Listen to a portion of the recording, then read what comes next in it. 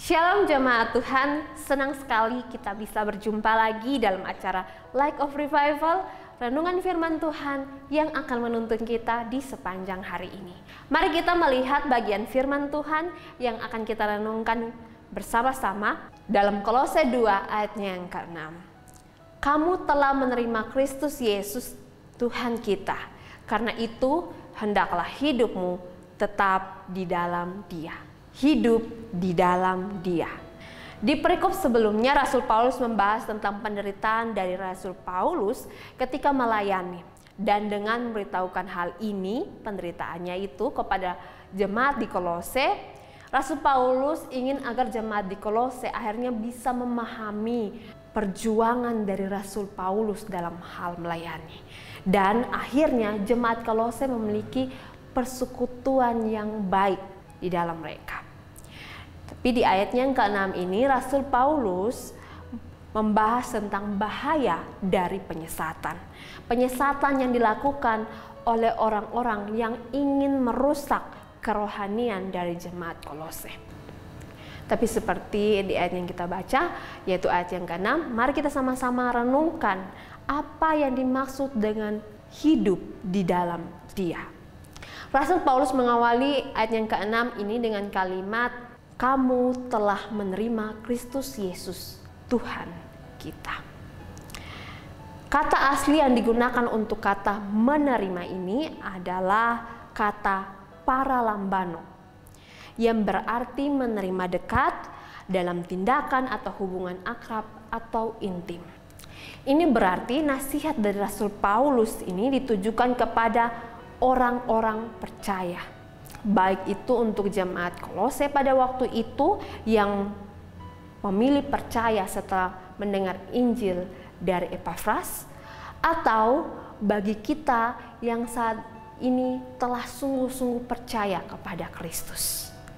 Dan tentu saja ini tidak ditujukan kepada orang-orang Kristen KTP, orang-orang yang Kristen karena status saja.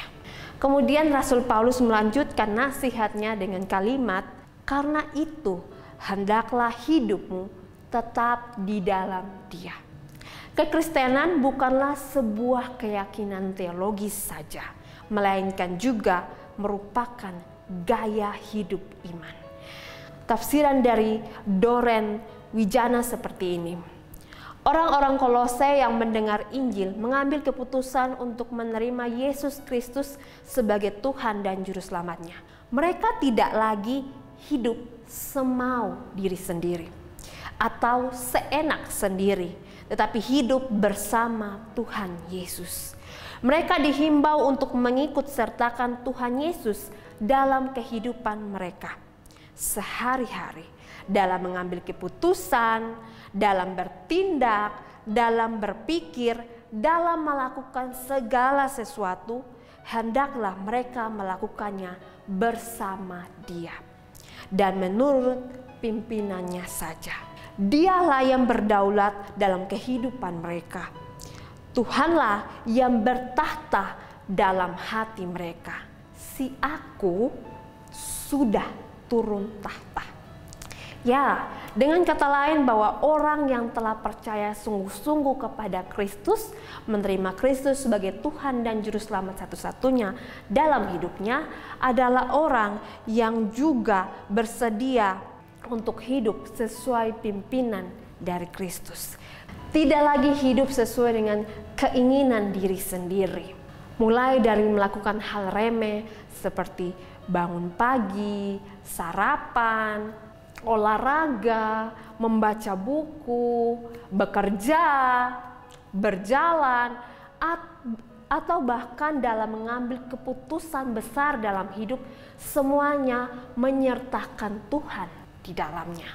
Apa yang harus kita lakukan, apa yang kita rencanakan, apa yang kita gumulkan, semuanya, segala sesuatunya mengikut sertakan Tuhan di dalamnya.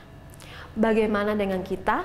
Kita yang telah sungguh-sungguh percaya kepada Kristus, sudahkah kita hidup seperti itu? Menyertakan Tuhan Yesus dalam kehidupan kita sehari-hari, dari hal yang remeh sampai hal yang paling besar? Ataukah sampai dengan saat ini kita belum menyertakan Tuhan dan mengikuti keinginan kita sendiri ataupun bahkan mengikuti keinginan orang lain. Biarlah melalui renungan ini kita mengambil keputusan yang benar bahwa kita harus menyertakan Tuhan dalam kehidupan kita, baik dalam hal remeh sekalipun sampai hal yang besar dalam kehidupan kita.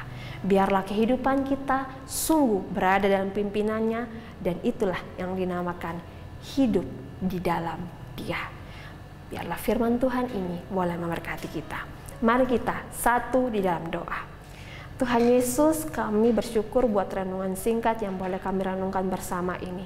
Kami diingatkan, kami disadarkan sebagai orang yang percaya sungguh-sungguh kepada Engkau, bahwa kami harus mengikut sertakan Engkau, kami harus melibatkan Engkau dalam setiap hal dalam kehidupan kami, dalam segala hal yang kami lakukan, yang kami pikirkan ataupun yang kami gumulkan.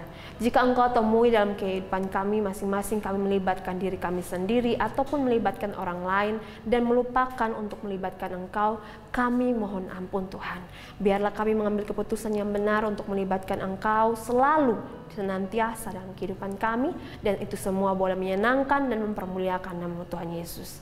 Terima kasih Tuhan Yesus, inilah doa kami dalam nama Tuhan Yesus Kristus, Tuhan dan Juru Selamat kami satu-satunya, kami telah berdoa. Amin. Jemaat Tuhan, mari jadikan firman Tuhan sebagai terang dan pelita dalam kehidupan kita. Tuhan Yesus memberkati kita.